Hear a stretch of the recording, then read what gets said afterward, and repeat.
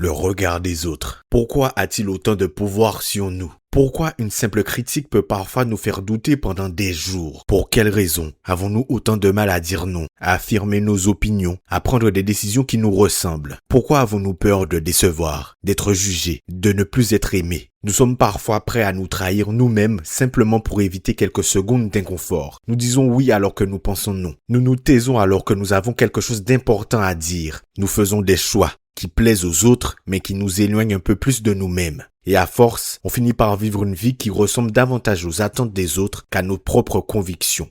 Mais si cette peur n'était pas un manque de courage, et si elle était le résultat d'un mécanisme beaucoup plus profond, ancré depuis l'enfance et inscrit dans notre cerveau depuis des milliers d'années. Parce que pendant très longtemps, être rejeté par le groupe pouvait signifier perdre sa protection, perdre ses ressources, parfois même perdre la vie. Notre cerveau a donc appris une règle simple. Être accepté, c'est survivre. Et même si le monde a changé, notre cerveau, lui, continue souvent à réagir comme si chaque jugement représentait une menace. Alors oui, aujourd'hui, il ne s'agit plus de survivre, il s'agit de vivre. Il y a une immense différence entre les deux.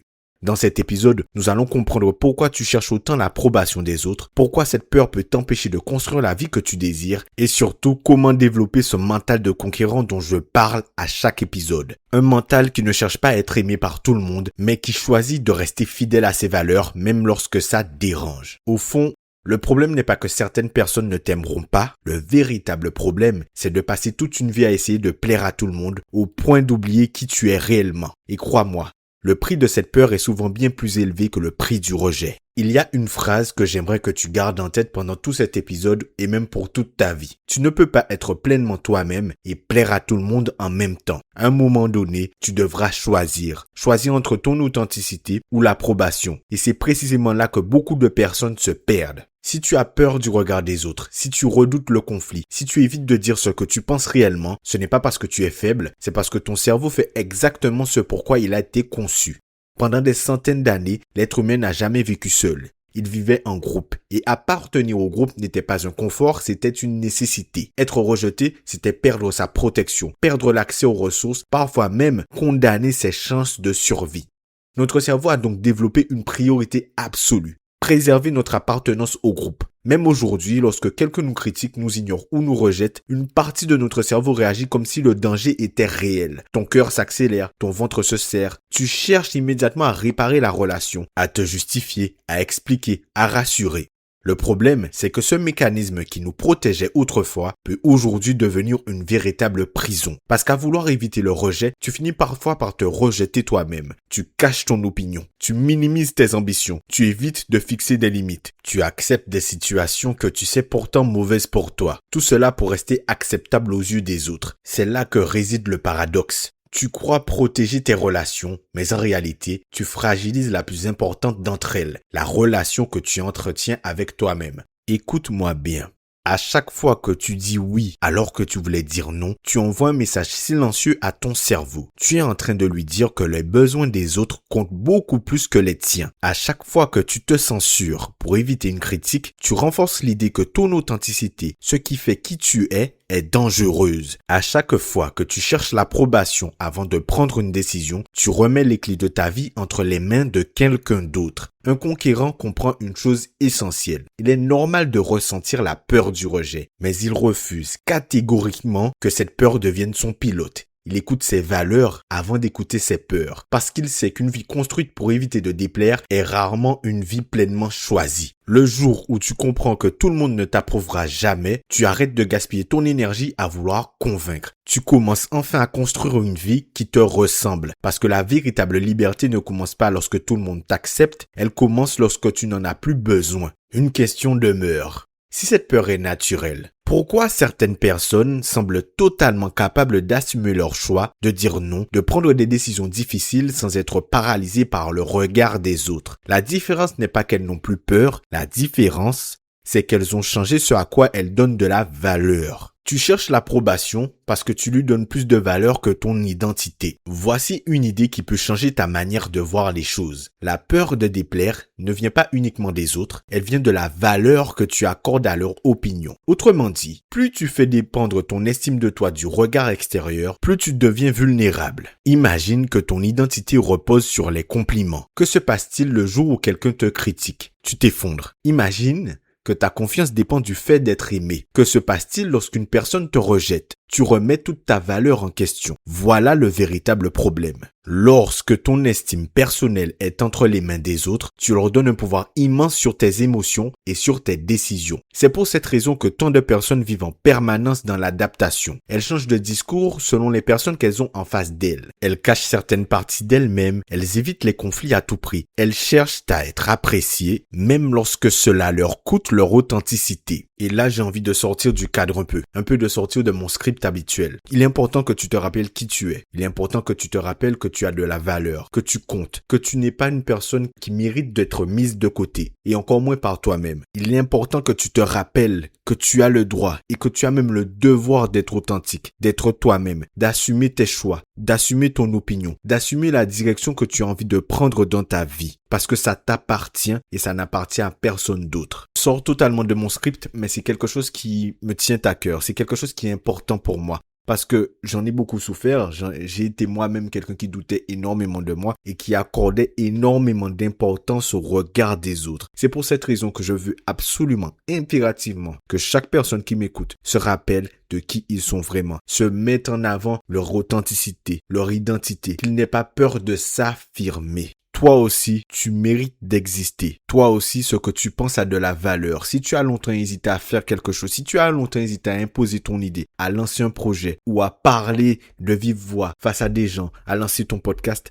vas-y. Ta voix, ce que tu penses, ton histoire a également de la valeur. Tu comptes toi aussi. J'accompagne et je parle avec des gens tous les jours. Et la chose qui me touche particulièrement, c'est de voir toutes ces personnes qui viennent, que j'aide, que j'accompagne au quotidien et qu'on échange, qu'on discute, qu'on gratte un peu plus parce que c'est aussi une partie de ce que je fais.